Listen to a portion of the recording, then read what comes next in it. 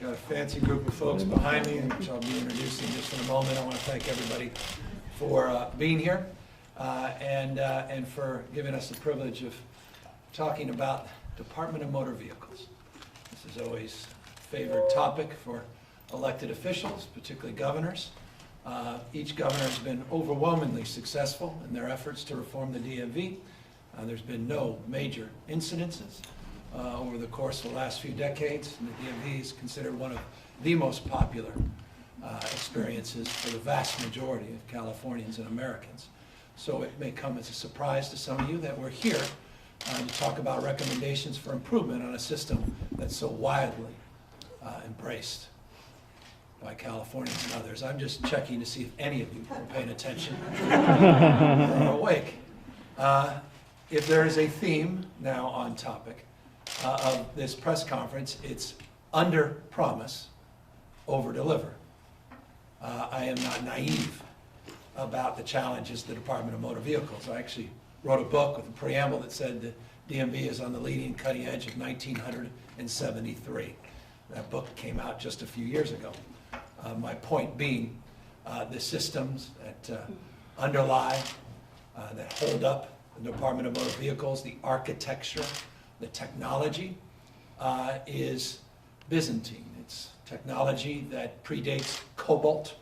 It's technology that, for some in the know, is referred to commonly as assembler. You should look it up. I may have been generous by saying leading cutting edge of 1973. There have been efforts in the past by multiple administrations to upgrade that technology. They have come short, as have the overwhelming majority of efforts to improve our technology in this state. It is a major issue in the state of California and should be one of the top issues for taxpayers. It's one that doesn't get the kind of attention it deserves, but our IT procurement has failed over and over and over again, costing the taxpayers quite literally billions and billions of dollars. It's not a gross exaggeration. When you talk about waste and corruption, and I call corruption sort of small c corruption, I think that's where you should focus. So often we get off into shiny objects. Rare do we look at the ridiculousness of change orders and projects that start at $100 million and end up at $1.5 billion. I make that point to make this point. We're not going big here because we're not naive to that past. We are students of that past. I could be coming out to you today talking about a multi-billion-dollar procurement to overwhelmingly change the system and to, within the next 5 years, reimagine the Department of Motor Vehicles, only to, once again, fall short. We are looking to modernize, but at the same time do it in a very systemic and sequential way. And we'll talk a lot more about that to the extent you have any questions. Today we're announcing, though, the efforts of a strike team that I put together when I took office. They have now come out with a report that we will be talking about in a moment, about the progress they've made to date in the first 6 months of the administration and what we're promoting to do over the next 6 months and over the course of the next few years. We have a real challenge ahead of us, emphasis real, and that's next year, October 1st, 2020. That's when this Real ID program has to be finished. There are, I think, 28.2 million people Who possibly could, yes. who possibly, it's the broad universe of people that may desire to get a real ID. That's a huge number of people. In order to accommodate that type of volume, we need to be prepared. As you know, this time last year, August of last year, we had reached a real breaking point for the Department of Motor Vehicles. We had some challenges with motor voter. We had some IT, surprising challenges.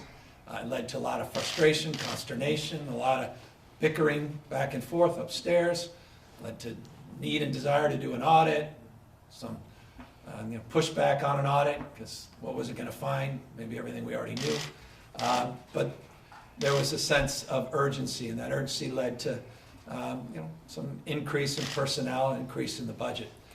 We are picking up on that. We, in this new budget, have put in, I think it was $226 million, $240 million, close to $250 million, to support the Department of Motor Vehicles. Some 1,900 positions, temporary positions, in order to address these concerns. We brought in Maribel Badger, who's well known for being a reformer. Kathleen Webb, same. These folks are, they're McKinsey-esque type minds. They're about process improvement. They're about getting under the hood of things. They're about solving problems systemically. And they put together a team. They went out and did a number of RFPs, forgive the vernacular, and that's just efforts to bring in other experts to assess the situation. We brought in McKinsey to help us with that process improvement in March. We went out, hired a firm, HOK. There were 10 bidders to look at the future of DMV, reimagine the Department of Motor Vehicles. What should a modern Department of Motor Vehicles look like? Should there be offices or just kiosks? Should it be more like an Apple Store experience? Do you show up in line, or does someone come out behind the desk and engage you directly? What's the experiential qualities? Do you do most of the transactions in the field offices, or do we completely negate the need to go into field offices by using different technologies and decoupling, disintermediating the experience? Do we have more partnerships with AAA as an example? Do we do more pop-ups and kiosks with businesses? And we tested some of that. We did just that with Intel. We did that with Salesforce and HealthNet. We said, and how that went. We did some new partnerships and pilots. We tested all these things. We even got a contract for credit cards. If nothing else, I want to see headlines on that. May diminish my tenure, but if I can deliver on credit cards at the DMV, I may be worthy of your praise. By the way, I said we have a contract for that. We haven't done that. So that will be rolling out. We're not doing it all 172 field offices at once. Again, we're learning our lessons of the past, but you'll see the first credit cards being accepted for the Department of Motor Vehicle in Davis, California, coming out in September. Yes, Governor. Pilot. 3 more cities: Victorville, Roseville, Fresno? Fresno, I believe, is the New York. The other 3 in October. So look forward to that. And then all the ideas to roll them out in every other office over the next year or so. We just want to get it right. Again, it's a different approach. We're not going big at first. We want to go small and build on successes.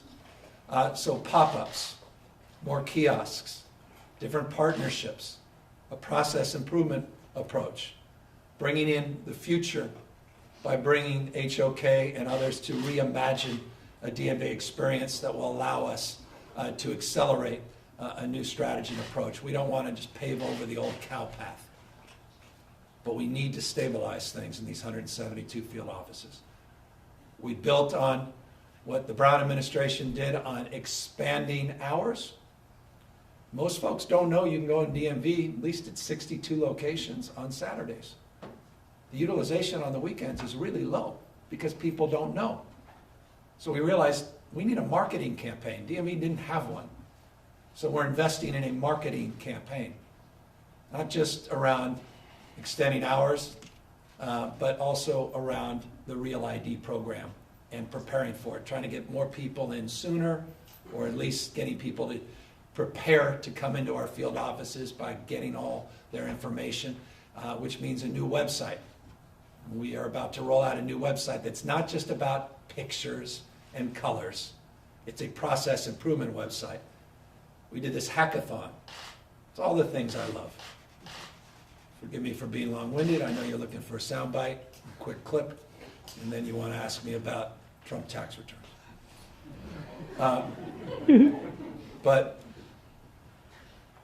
We went out with Code for America, something else I've been talking about for years on the campaign trail, and they did a little hackathon, tried to reimagine what a website would look like.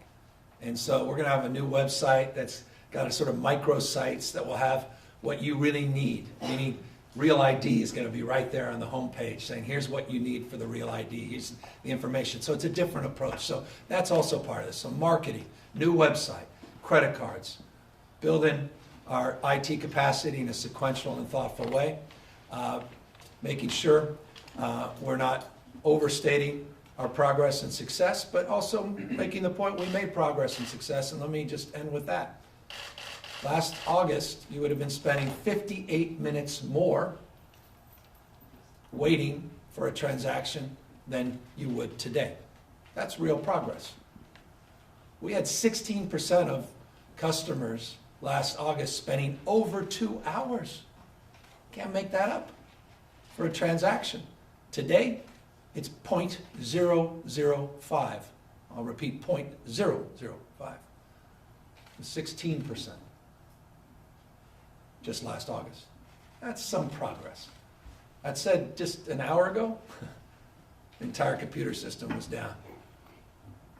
I love it. On the day of the press conference, you'll probably need to write that down. This is just too perfect. But it's back up.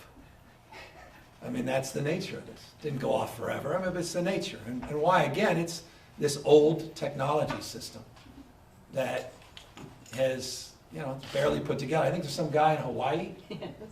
Quite literally, right? Yeah. He retired, but we keep flying back, pick him up against his own interest and say, you got to help us with this old IBM system.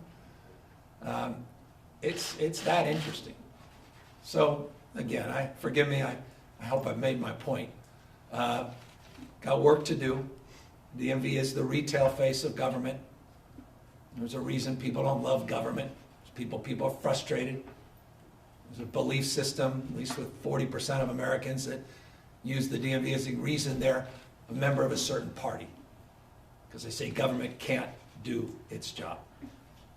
I get that. And so we need to prove that we can use your tax dollars wisely. We need to prove that government can work. And I think one of the most important places to start is the DMV. And so we've spent 6 months of real work on this. This is called governing, not campaigning.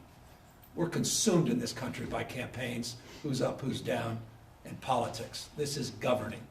And it's tough, and it's a grind, and it's not easy, and this is going to take a few years. Next year will be tough. Next June, July, August, September, you'll all be rushing to me down the halls, everywhere I go, trying to find me for a question on what's happening with the surge in volume at the Department of Motor Vehicles. Remember this moment, please, so you can contextualize those questions. We know that's coming, and we're doing everything we can to mitigate that and reduce the volume, increase the transactions online, decrease the in-person engagement. That's part of this broader narrative. But the reason that we have done all of this and we framed this is because of Maribel and her team. She's about to go to she's about to relax the Public Utilities Commission and now take on the issue of PG&E's bankruptcy and other things. It's a cakewalk compared to this, but this is her moment, and I know I've stolen a lot of them, but she's going to talk now about this report, and then she's going to introduce our new team, because we're actually introducing a new team today. We found a new director of the DMV, someone who wanted to do it.